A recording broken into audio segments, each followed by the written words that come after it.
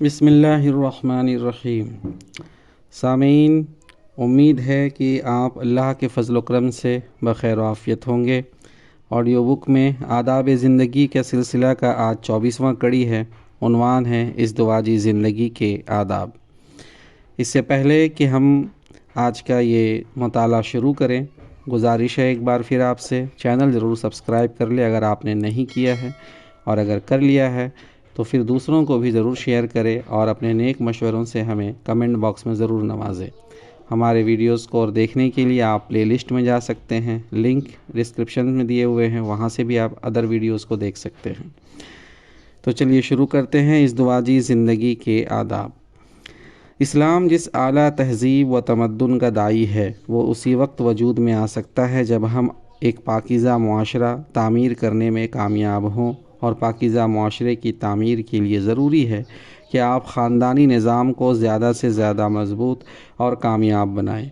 خاندانی زندگی کا آغاز شوہر اور بیوی کے پاکیزہ ازدواجی تعلق سے ہوتا ہے، اور اس تعلق کی خوشگواری اور استواری اسی وقت ممکن ہے جب شوہر اور بیوی دونوں ہی ازدواجی زندگی کے آداب و فرائض سے بخوبی واقفیت رکھتے ہوں، اور ان آداب و فرائض کو بجا لانے کے لیے پوری دلسوزی، خلوص اور یکسوئی کے ساتھ سرگرم کار بھی۔ ذیل میں ہم پہلے ان آداب و فرائض کو بیان کرتے ہیں جن کا تعلق شوہر سے ہے، اور پھر ان آداب و فرائض کو جن کا تعلق بیوی سے ہے۔ نمبر 1، بیوی کے ساتھ اچھے سلوک کی زندگی گزاریے، اس کے حقوق کشادہ دلی کے ساتھ ادا کیجیے، اور ہر معاملے میں احسان اور ایثار کی روش اختیار کیجیے۔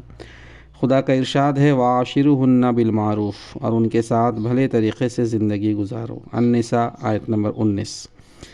اور نبی صلی اللہ علیہ وسلم نے حجۃ الوداع کے موقع پر ایک بڑے اجتماع کو خطاب کرتے ہوئے ہدایت فرمائی، لوگو سنو، عورتوں کے ساتھ اچھے سلوک سے پیش آؤ، کیونکہ وہ تمہارے پاس قیدیوں کی طرح ہیں۔ تمہیں ان کے ساتھ سختی کا برتاؤ کرنے کا کوئی حق نہیں، سوائے اس صورت کے جب ان کی طرف سے کوئی کھلی ہوئی نافرمانی سامنے آئے۔ اگر وہ ایسا کر بیٹھے تو پھر خوابگاہوں میں ان سے علیحدہ رہو اور انہیں مارو، تو ایسا نہ مارنا کہ کوئی شدید چوٹ آئے، اور پھر جب وہ تمہارے کہنے پر چلنے لگے تو ان کو خواہ مخواہ ستانے کے بہانے نہ ڈھونڈو۔ دیکھو سنو، تمہارے کچھ حقوق تمہاری بیویوں پر ہیں، اور تمہاری بیویوں کے کچھ حقوق تمہارے اوپر ہیں۔ ان پر تمہارا حق یہ ہے کہ وہ تمہارے بستروں کو ان لوگوں سے نہ روندوائیں جن کو تم ناپسند کرتے ہو، اور تمہارے گھروں میں ایسے لوگوں کو ہرگز نہ گھسنے دیں جن کا آنا تمہیں ناگوار ہو۔ اور سنو، ان کا تم پر یہ حق ہے کہ تم انہیں اچھا کھلاؤ اور اچھا پہناؤ، یعنی ان کے کھلانے پلانے کا ایسا انتظام کیجیے جو زوجین کے بے مثال قربت، قلبی تعلق اور جذبہ رفاقت کے شایع نشان ہو۔ نمبر 2، جہاں تک ہو سکے بیوی سے خوشگمان رہیے، اور اس کے ساتھ نباہ کرنے میں تحمل، بردباری اور اعلی ظرفی کی روش اختیار کیجیے۔ اگر اس میں شکل و صورت یا عادات و اخلاق یا سلیقہ اور ہنر کے اعتبار سے کوئی کمزوری بھی ہو تو صبر کے ساتھ اس کو انگیز کیجیے، اور اس کی خوبیوں پر نگاہ رکھتے ہوئے فیاضی، درگزر، ایثار اور مصلحت سے کام لیجیے۔ خدا کا ارشاد ہے والصلح خیر، اور مصالحت خیر ہی خیر ہے۔ اور مومنین کو ہدایت کی گئی ہے کہ پھر اگر وہ تمہیں کسی وجہ سے ناپسند ہو سکتا ہے کہ ایک چیز تمہیں پسند نہ ہو مگر خدا نے اس میں تمہارے لیے بہت کچھ بھلائی رکھ دی ہو۔ سورہ النساء آیت نمبر 19۔ اسی مفہوم کو نبی صلی اللہ علیہ وسلم نے ایک حدیث میں یوں واضح فرمایا کہ کوئی مومن اپنی مومنہ بیوی سے نفرت نہ کرے، اگر بیوی کی کوئی عادت اس کو ناپسند ہے تو ہو سکتا ہے کہ دوسری خصلت اس کو پسند آ جائے۔ حقیقت یہ ہے کہ ہر خاتون میں کسی نہ کسی پہلو سے کوئی کمزوری ضرور ہوگی، اور اگر شوہر کسی عیب کو دیکھتے ہی اس کی طرف سے نگاہیں پھیر لے اور دل برا کر لے تو پھر کسی خاندان میں گھریلو خوشگواری مل ہی نہ سکے گی۔ حکمت کی روش یہی ہے کہ آدمی درگزر سے کام لے اور خدا پر بھروسہ رکھتے ہوئے عورت کے ساتھ خوش دلی سے نباہ کرنے کی کوشش کرے۔ ہو سکتا ہے کہ خدا اس عورت کے واسطے سے مرد کو کچھ ایسی بھلائیوں سے نوازے جن تک مرد کی کوتاہ نظر نہ پہنچ رہی ہو۔ مثلاً عورت میں دین و ایمان اور سیرت و اخلاق کے کچھ ایسی خوبیاں ہوں جن کے باعث وہ پورے خاندان کے لیے رحمت ثابت ہو، یا اس کی ذات سے کوئی ایسی روح سعید وجود میں آئے جو ایک عالم کو فائدہ پہنچائے اور رہتی زندگی تک کے لیے باپ کے حق میں صدقہ جاریہ بن جائے۔ یا عورت مرد کی اصلاح حال کا ذریعہ بنے اور اس کو جنت سے قریب کرنے میں مددگار ثابت ہو، یا پھر اس کی قسمت سے دنیا میں خدا اس مرد کو کشادہ روزی اور خوشحالی سے نوازے۔ بہرحال عورت کے کسی ظاہری عیب کو دیکھ کر بے صبری کے ساتھ اس دعاجی تعلق کو برباد نہ کیجیے، بلکہ حکیمانہ طرز عمل سے دھیرے دھیرے گھر کی فضا کو زیادہ سے زیادہ خوشگوار بنانے کی کوشش کیجیے۔ نمبر 3، عفو و کرم کی روش اختیار کیجیے اور بیوی کی کوتاہیوں، نادانیوں اور سرکشیوں سے چشم پوشی کیجیے۔ عورت عقل و خرد کے اعتبار سے کمزور اور نہایت ہی جذباتی ہوتی ہے، اس لیے صبر و سکون، رحمت و شفقت اور دلسوزی کے ساتھ اس کو سدھارنے کی کوشش کیجیے اور صبر و ضبط سے کام لیتے ہوئے نباہ کیجیے۔ خدا کا ارشاد ہے، مومنو، تمہاری بعض بیویاں اور بعض اولاد تمہارے دشمن ہیں، سو ان سے بچتے رہو، اور اگر تم عفو و کرم، درگزر اور چشم پوشی سے کام لو تو یقین رکھو کہ خدا بہت ہی زیادہ رحم کرنے والا ہے۔ نبی صلی اللہ علیہ وسلم کے ارشاد ہے، عورتوں کے ساتھ اچھا سلوک کرو۔ عورت پسلی سے پیدا کی گئی ہے اور پسلیوں میں سب سے زیادہ اوپر کا حصہ ٹیڑھا ہے، اس کو سیدھا کرو گے تو ٹوٹ جائے گی، اور اگر اس کو چھوڑے رہو تو ٹیڑھی ہی رہے گی، بس عورتوں کے ساتھ اچھا سلوک کرو۔ نمبر 4، بیوی کے ساتھ خوش اخلاقی کا برتاؤ کیجیے اور پیار و محبت سے پیش آئیے۔ نبی صلی اللہ علیہ وسلم کے ارشاد ہے، کامل ایمان والے مومن وہ ہیں جو اپنے اخلاق میں سب سے اچھے ہوں، اور تم میں سب سے اچھے لوگ وہ ہیں جو اپنی بیویوں کے حق میں سب سے اچھے ہوں۔ اپنی خوش اخلاقی اور نرم مزاجی کو جانچنے کا اصل میدان گھریلو زندگی ہے۔ گھر والوں ہی سے ہر وقت کا واسطہ رہتا ہے، اور گھر کی بے تکلف زندگی میں ہی مزاج اور اخلاق کا ہر رخ سامنے آتا ہے، اور یہ حقیقت ہے کہ وہی مومن اپنے ایمان میں کامل ہے جو گھر والوں کے ساتھ خوش اخلاقی، خندہ پیشانی اور مہربانی کا برتاؤ رکھے، گھر والوں کی دلجوئی کرے اور پیار و محبت سے پیش آئے۔ حضرت عائشہ رضی اللہ عنہا فرماتی ہیں کہ میں نبی صلی اللہ علیہ وسلم کے یہاں گڑیوں سے کھیلا کرتی تھی اور میری سہیلیاں بھی میرے ساتھ کھیلتی۔ جب نبی صلی اللہ علیہ وسلم تشریف لاتے تو سب ادھر ادھر چھپ جاتے، آپ ڈھونڈ ڈھونڈ کر ایک ایک کو میرے پاس بھیجتے تاکہ میرے ساتھ کھیلیں۔ ایک بار حج کے موقع پر حضرت صفیہ رضی اللہ عنہا کا اونٹ بیٹھ گیا اور وہ سب سے پیچھے رہ گئیں۔ نبی اکرم صلی اللہ علیہ وسلم نے دیکھا کہ وہ زار و قطار رو رہی ہیں۔ آپ صلی اللہ علیہ وسلم رک گئے اور اپنے دست مبارک سے چادر کا پلو لے کر ان کے آنسو پوچھے۔ آپ آنسو پوچھتے جاتے تھے اور وہ بے اختیار روتی جاتی تھی۔ نمبر 5، پوری فراخ دلی کے ساتھ رفیقہ حیات کی ضروریات فراہم کیجیے اور خرچ میں کبھی تنگی نہ کیجیے۔ اپنی محنت کی کمائی گھر والوں پر صرف کر کے سکون و مسرت محسوس کیجیے۔ کھانا، کپڑا بیوی کا حق ہے، اور اس حق کو خوش دلی اور کشادگی کے ساتھ ادا کرنے کے لیے دوڑ دھوپ کرنا شوہر کا انتہائی خوشگوار فریضہ ہے۔ اس فریضے کو کھلے دل سے انجام دینے سے نہ صرف دنیا میں خوشگوار ازدواجی زندگی کی نعمت ملتی ہے، بلکہ مومن آخرت میں بھی اجر و انعام کا مستحق بنتا ہے۔ نبی صلی اللہ علیہ وسلم کے ارشاد ہے، ایک دینار تو وہ ہے جو تم نے خدا کی راہ میں خرچ کیا، ایک دینار وہ ہے جو تم نے کسی غلام کو آزاد کرانے میں صرف کیا، ایک دینار وہ ہے جو تم نے کسی فقیر کو صدقہ میں دیا، اور ایک دینار وہ ہے جو تم نے اپنے گھر والوں پر صرف کیا۔ ان میں سب سے زیادہ اجر و ثواب اس دینار کے خرچ کرنے کا ہے جو تم نے اپنے گھر والوں پر صرف کیا ہے۔ نمبر 6، بیوی کو دینی احکام اور تہذیب سکھائیے، دین کی تعلیم دیجیے، اسلامی اخلاق سے آراستہ کیجیے اور اس کی تربیت اور سدھار کے لیے ہر ممکن کوشش کیجیے تاکہ وہ ایک اچھی بیوی، اچھی ماں اور خدا کی نیک بندی بن سکے اور اپنے منصبی فرائض کو بحسن خوبی ادا کر سکے۔ خدا کا ارشاد ہے، ایمان والو، اپنے آپ کو اور اپنے گھر والوں کو جہنم کی آگ سے بچاؤ۔ التحریم، آیت نمبر 6۔ نبی صلی اللہ علیہ وسلم جس طرح باہر تبلیغ و تعلیم میں مصروف رہتے تھے، اسی طرح گھر میں بھی اس فریضے کو ادا کرتے رہتے۔ اسی کی طرف اشارہ کرتے ہوئے قرآن نے نبی صلی اللہ علیہ وسلم کی بیویوں کو خطاب کیا ہے، اور تمہارے گھروں میں جو خدا کی آیتیں پڑھی جاتی ہیں اور حکمت کی باتیں سنائی جاتی ہیں ان کو یاد رکھو۔ قرآن میں نبی صلی اللہ علیہ وسلم کے واسطے سے مومنوں کو ہدایت کی گئی، اور اپنے گھر والوں کو نماز کی تاکید کیجیے اور خود بھی اس کے پورے پابند رہیے۔ سورہ طٰہٰ، آیت نمبر 132۔ نبی صلی اللہ علیہ وسلم کا ارشاد ہے، جب کوئی مرد رات میں اپنی بیوی کو جگاتا ہے اور وہ دونوں مل کر 2 رکعت نماز پڑھتے ہیں تو شوہر کا نام ذکر کرنے والوں میں اور بیوی کا نام ذکر کرنے والیوں میں لکھ لیا جاتا ہے۔ خلیفہ ثانی حضرت عمر رضی اللہ عنہ شب میں خدا کے حضور کھڑے عبادت کرتے رہتے، پھر جب سحر کا وقت آتا تو اپنی رفیقہ حیات کو جگاتے اور کہتے اٹھو اٹھو نماز پڑھو، اور پھر یہ آیت بھی پڑھتے وَأَمُرْ أَهْلَكَ بِالصَّلَاةِ وَاصْطَبِرْ عَلَيْهَا، سورہ طٰہٰ آیت نمبر 132۔ نمبر 7، اگر کئی بیویاں ہوں تو سب کے ساتھ برابری کا سلوک کیجیے۔ نبی صلی اللہ علیہ وسلم بیویوں کے ساتھ برتاؤ میں برابری کا بڑا اہتمام فرماتے۔ سفر پر جاتے تو قرعہ ڈالتے اور قرعہ میں جس بیوی کا نام آتا اسی کو ساتھ لے جاتے۔ حضرت ابو ہریرہ رضی اللہ عنہ کا بیان ہے کہ نبی صلی اللہ علیہ وسلم نے ارشاد فرمایا، اگر کسی شخص کی 2 بیویاں ہوں اور اس نے ان کے ساتھ انصاف اور برابری کا سلوک نہ کیا تو قیامت کے روز وہ شخص اس حال میں آئے گا کہ اس کا آدھا دھڑ گر گیا ہوگا۔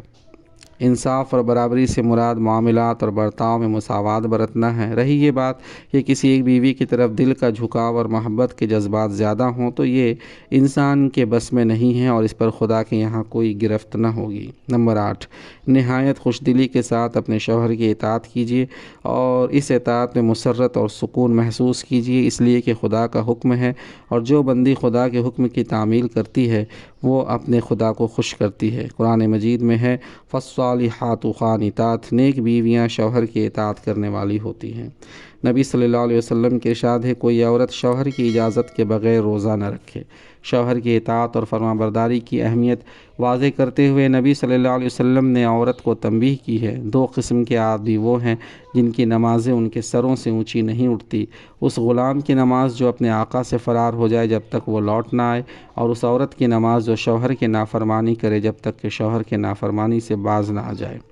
نمبر 9، اپنی آبرو اور عصمت کی حفاظت کا اہتمام کیجیے اور ان تمام باتوں اور کاموں سے بھی دور رہیے جن سے دامن عصمت پر دھبا لگنے کا اندیشہ بھی ہو۔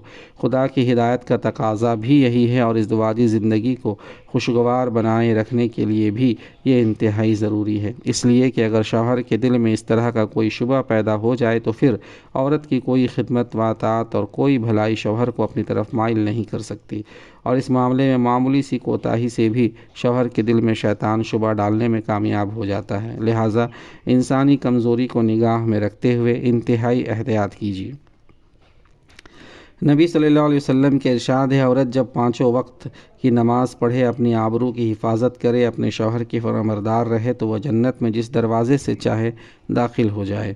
نمبر 10، شوہر کی اجازت اور مرضی لیے بغیر گھر سے باہر نہ جائیں اور نہ ایسے گھروں میں جائیں جہاں شوہر آپ کا جانا پسند نہ کرے، اور نہ ایسے لوگوں کو اپنے گھر میں آنے کی اجازت دیجیے جن کا آنا شوہر کو ناگوار ہو۔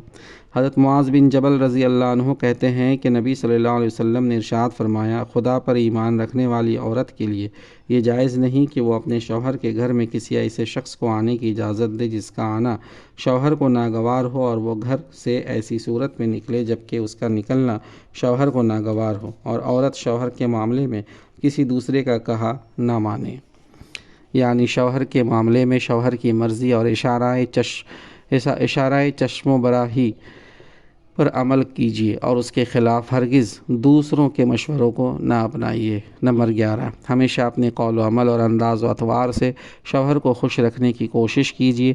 کامیاب ازدواجی زندگی کا راز بھی یہی ہے اور خدا کی رضا اور جنت کے حصول کا راستہ بھی یہی ہے۔ نبی صلی اللہ علیہ وسلم کے ارشاد ہے، جس عورت نے بھی اس حالت میں انتقال کیا کہ اس کا شوہر اس سے راضی اور خوش تھا تو وہ جنت میں داخل ہوگی۔ اور نبی صلی اللہ علیہ وسلم نے یہ بھی فرمایا، جب کوئی آدمی اپنی بیوی کو جنسی ضرورت کے لیے بلائے اور وہ نہ آئے اور اس بنا پر شوہر رات بھر اس سے خفا رہے تو ایسی عورت پر صبح تک فرشتے لعنت کرتے رہتے ہیں۔ نمبر 12، اپنے شوہر سے محبت کیجیے اور اس کی رفاقت کی قدر کیجیے، یہ زندگی کی زینت کا سہارا اور راہ حیات کا عظیم معین و مددگار ہے۔ خدا کی اس عظیم نعمت پر خدا کا بھی شکر ادا کیجیے اور اس نعمت کی بھی دل و جان سے قدر کیجیے۔ نبی صلی اللہ علیہ وسلم نے ایک موقع پر فرمایا، نکاح سے بہتر کوئی چیز 2 محبت کرنے والوں کے لیے نہیں پائی گئی۔ حضرت صفیہ رضی اللہ عنہا کو نبی صلی اللہ علیہ وسلم سے انتہائی محبت تھی، چنانچہ جب آپ بیمار ہوئے تو انتہائی حسرت کے ساتھ بولی، کاش آپ کے بجائے میں بیمار ہوتی۔ نبی صلی اللہ علیہ وسلم کی دوسری بیویوں نے اسے اظہار محبت پر تعجب سے ان کی طرف دیکھا تو نبی صلی اللہ علیہ وسلم نے فرمایا دکھاوا نہیں ہے بلکہ سچ کہہ رہی ہے۔ نمبر 13، شوہر کا احسان مانیے، اس کی شکر گزار رہیے۔ آپ کا سب سے بڑا محسن آپ کا شوہر ہی تو ہے جو ہر طرح آپ کو خوش کرنے میں لگا رہتا ہے، آپ کی ہر ضرورت کو پورا کرتا ہے اور آپ کی ہر طرح کا آرام پہنچا کر آرام محسوس کرتا ہے۔ حضرت اسماء رضی اللہ عنہ کہتی ہیں کہ ایک بار نبی صلی اللہ علیہ وسلم میرے پاس سے گزرے، میں اپنی پڑوسن سہیلیوں کے ساتھ تھی۔ آپ نے ہمیں سلام کیا اور ارشاد فرمایا تم پر جن کا احسان ہے ان کے ناشکری سے بچو۔ تم میں کی ایک اپنے ماں باپ کے یہاں کافی دنوں تک بن بیاہی بیٹھی رہتی ہے، پھر خدا ان کو شوہر عطا فرماتا ہے، پھر خدا اس کو اولاد سے نوازتا ہے۔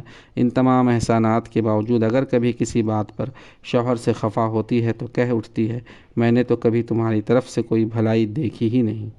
ناشکر گزار اور احسان فراموش بیوی کو تنبیہ کرتے ہوئے نبی صلی اللہ علیہ وسلم نے ارشاد فرمایا خدا قیامت کے روز اس عورت کی طرف نظر اٹھا کر بھی نہ دیکھے گا جو شوہر کی ناشکر گزار ہوگی، حالانکہ عورت کسی وقت بھی شوہر سے بے نیاز نہیں ہو سکتی۔ نمبر 14، شوہر کی خدمت کر کے خوشی محسوس کیجیے اور جہاں تک ہو سکے خود تکلیف اٹھا کر شوہر کو آرام پہنچائیے اور ہر طرح اس کی خدمت کر کے اس کا دل اپنے ہاتھ میں لینے کی کوشش کیجیے۔